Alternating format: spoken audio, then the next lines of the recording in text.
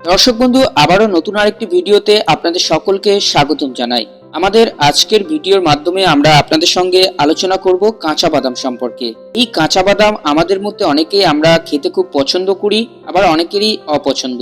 তবে দর্শক বন্ধু, আপনি জানলে অবাক হবেন যে কাঁচা বাদামের মধ্যে যে পুষ্টিগুণ থাকে সেটি আমাদের শরীরের জন্য কতটা উপকারী। তাছাড়া এই কাঁচা বাদাম খাওয়ার ফলে আমরা কি কি উপকার পেতে পারি ইত্যাদি বিষয়বস্তু আমাদের সকলেরই জানার প্রশ্ন থাকে। আমাদের আজকের ভিডিওর মাধ্যমে আমরা আপনাদের সঙ্গে ডিটেলসে সম্পূর্ণ সহজেই আলোচনা করছি কাঁচা বাদামের গুরুত্বপূর্ণ উপকারিতা সম্পর্কে।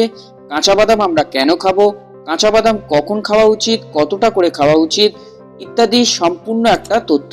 দর্শক বন্ধু, হেলথ সংক্রান্ত বহু রকম তথ্য প্রতিনিয়ত জানতে ও দেখতে আমাদের সঙ্গে জুড়ে থাকতে চ্যানেলকে সাবস্ক্রাইব করে সঙ্গে থাকবেন। আপনাকে জানতে হবে যে কাঁচা বাদাম স্বাস্থ্যের জন্য কতটা উপকারী। তাই চলুন সরাসরি আমরা চলে যাই যে কাঁচা বাদামের উপকারিতা সম্পর্কে জেনে নেব। প্রথমে আপনাকে বলবো যে কাঁচা বাদামে কিন্তু প্রচুর পরিমাণে ভরপুর পুষ্টি থাকে। আর কাঁচা বাদামে প্রচুর পরিমাণে পুষ্টি থাকার কারণে আপনার শরীরে শক্তি যোগাতে কিন্তু সাহায্য করবে এই কাঁচা বাদাম খাওয়ার ফলে। তারা এটি মাংসপেশির গঠন, কোষ তৈরিতে গুরুত্বপূর্ণ ভূমিকা পালন করে এই কাঁচা বাদাম খাওয়ার ফলে। কাঁচা বাদামে অত্যাধিক প্রোটিন থাকার কারণে এতগুলি উপকার আমরা আমাদের শরীরে পেয়ে থাকতে পারি। আরেকটি বিষয় হলো দর্শক বন্ধু, আমাদের মধ্যে অনেকেই আমরা নিরামিষভোজী কিন্তু খাবার দাবার সবসময় খেয়ে থাকি।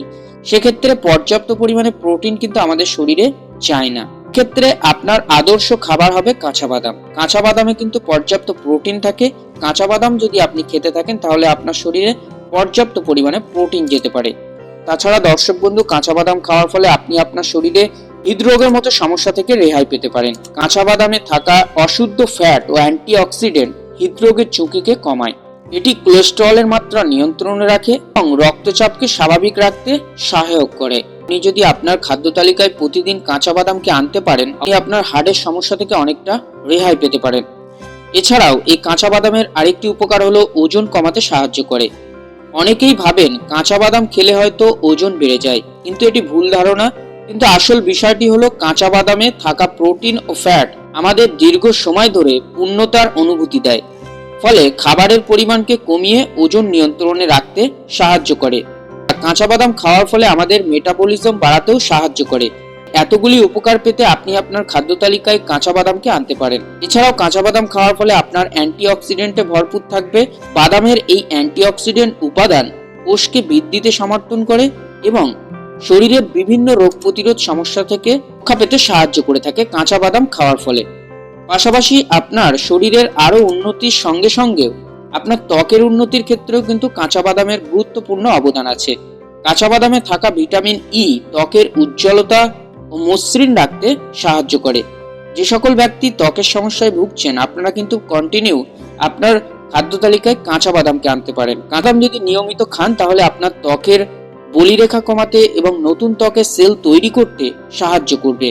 এছাড়াও এটি ত্বককে আর্দ্রতা ও তরুণ রাখতে সাহায্য করে থাকে। এছাড়া কাঁচা বাদামের আরেকটি গুরুত্বপূর্ণ উপকার হলো আমাদের মস্তিষ্কের উন্নতি।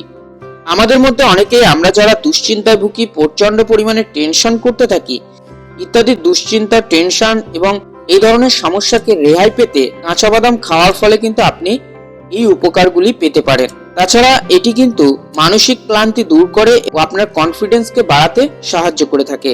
অবশ্যই দর্শক বন্ধু, চেষ্টা করুন আপনি আপনার খাদ্য তালিকায় কাঁচা বাদামকে আনার। দর্শক বন্ধু, এতক্ষণ আমরা আপনাদের সঙ্গে বললাম কাঁচা বাদাম খাওয়ার উপকারিতা সম্পর্কে। অবশ্যই আমাদের জানার প্রশ্ন থাকে যে কাঁচা বাদাম খাওয়ার সঠিক পদ্ধতি বা নিয়ম কি আছে।